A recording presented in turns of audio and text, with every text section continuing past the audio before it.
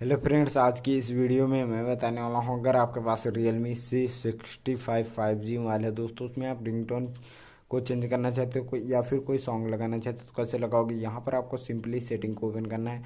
Open करने के बाद आपको यहाँ पे साउंड एंड वाइब्रेशन पे क्लिक कर देना है। इतना करने के बाद यहाँ पे आपको मिल जाएगा, देख सकते हैं रिंगटोन, इस पर क्लिक करेंगे और यहाँ से बहुत सारी रिंगटोन दी गई हैं। जो भी आपको पसंद आए वो लगा सकते हैं। देख सकते हैं वन दिस डिवाइस, इस पर क्लिक करेंगे और तो यहाँ पे देख सकते हैं म्यूजिक और रिकॉर्डिंग।